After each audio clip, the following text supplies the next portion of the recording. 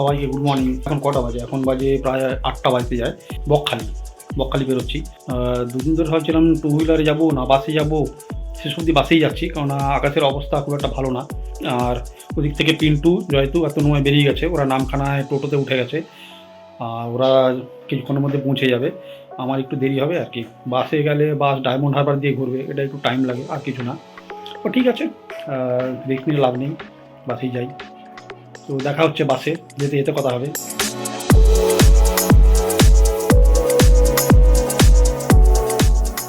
নামখানার বাসে উঠেছি।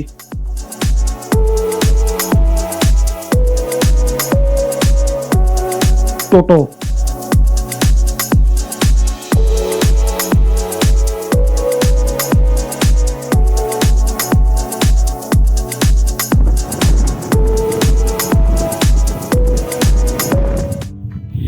শেষমেশ বকখালি তো পৌঁছালাম, কিন্তু খুব জার্নি হয়ে গেছে।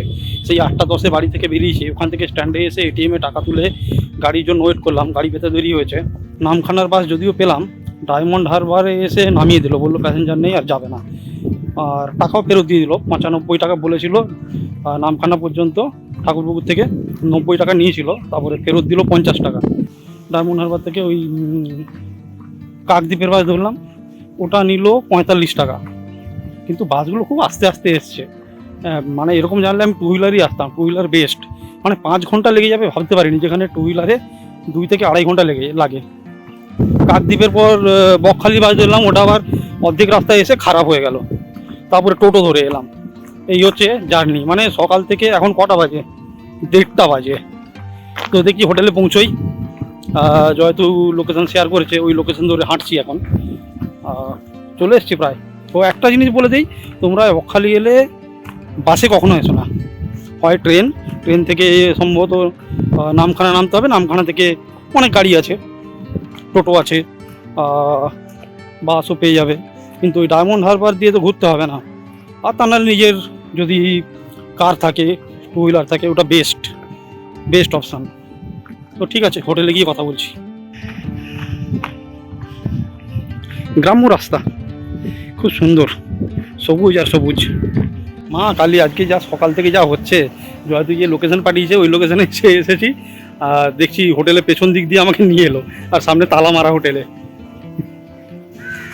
এটা হোটেলের পেছন দিক দিয়ে। এই যে পিন্টুকে ফোন করতে, পিন্টু আসছে। রিসেপশনে চেক ইনটা করলাম, আর রুমে যাই, রুম থেকে চেঞ্জ করে আসি, জলে নামবো। চাবিটা দে, চাবি দে। আরে এখানে চেঞ্জ করো না, ওইখানে যাও চেঞ্জ করো। আরে এসো না, পরে করবি। এখানে চেঞ্জ করে জলে নামবো।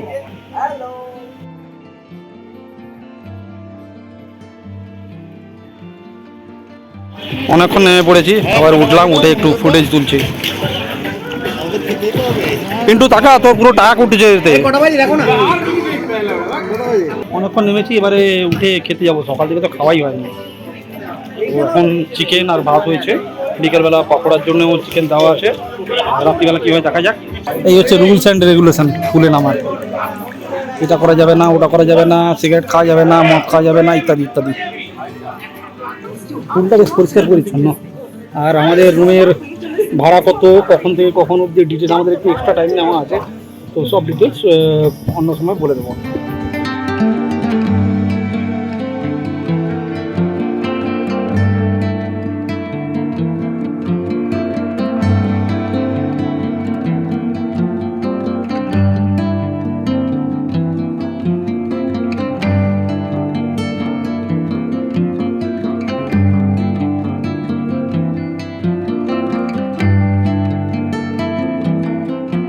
স্কুল থেকে উঠে রুমে গিয়ে ফ্রেশ হয়ে এখন আমরা লাঞ্চে যাচ্ছি।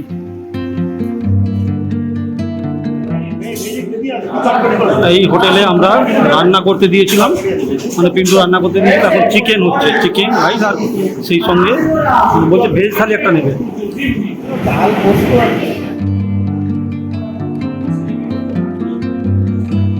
আলু ভাজা, ভাত, স্যালাড,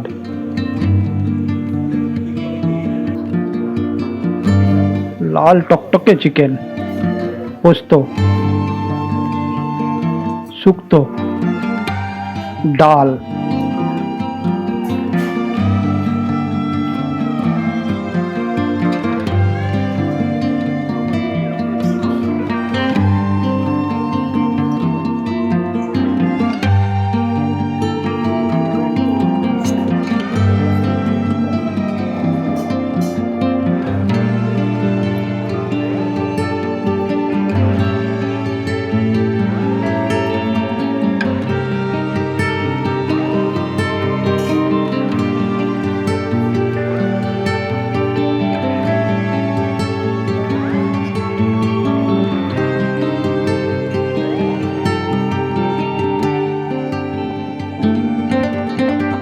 বিচের ধারে। I love you Bakkhali.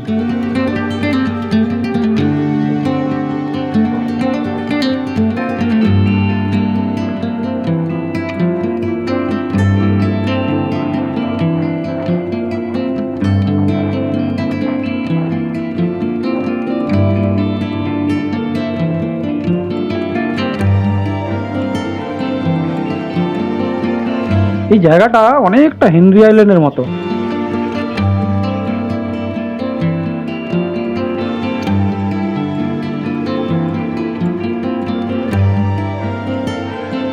তিন মূর্তি যাচ্ছে।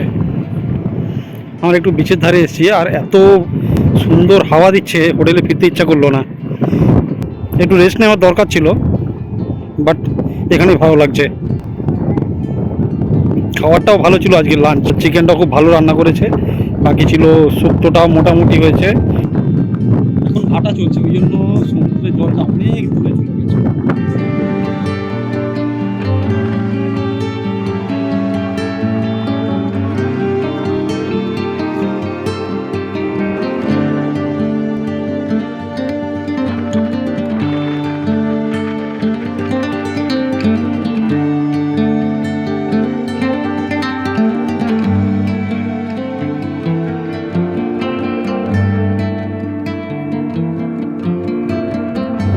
এখানে বালির উপরে জলগুলো এমন জমা হয়েছে, দেখতে একটা অসাধারণ লাগছে, একটা আলাদা টেক্সচার মনে হচ্ছে।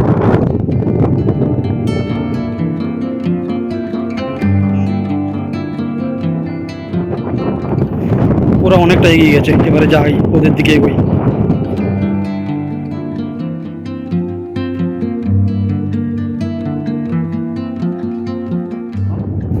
বালিগুলো পুরো মিহি।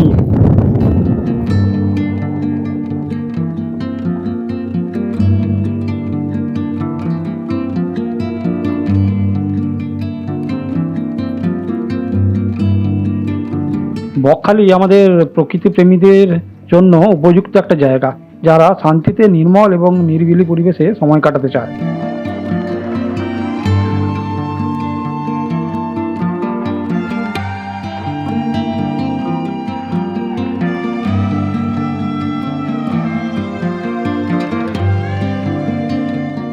তাহলে এই হচ্ছে আমাদের বকখালি ব্লগের ফার্স্ট এপিসোড।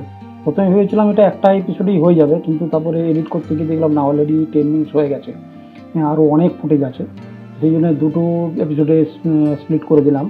তো এই এপিসোডটা এখানেই শেষ করছি। নেক্সট এপিসোড আসবে নেক্সট উইকে। তো নেক্সট এপিসোডে যা যা আছে মানে সেগুলো ইভিনিং স্ন্যাক্স, তারপরে রাত্রিবেলা ডিনার, পরের দিন বিচের ধারে একটু ঘোরাফেরা, ব্রেকফাস্ট, এইসব আছে। বাকি এই হোটেল সম্বন্ধে আর কিছু ডেসক্রিপশন দেওয়ার আছে। হ্যাঁ, তো হোটেলটার রুম আমরা কেমন পেয়েছি ওটাও বলা হয়নি বা দেখানো হয়নি, বা কস্ট কিসের হিসেবে কীভাবে নিয়েছে, তো সেগুলো নেক্সট এপিসোডে দেখাবো। এই এপিসোডে এখানে শেষ করছি। তো ফিরে আসছি নেক্সট এপিসোডে। ভালো থাকবে সবাই, টাটা।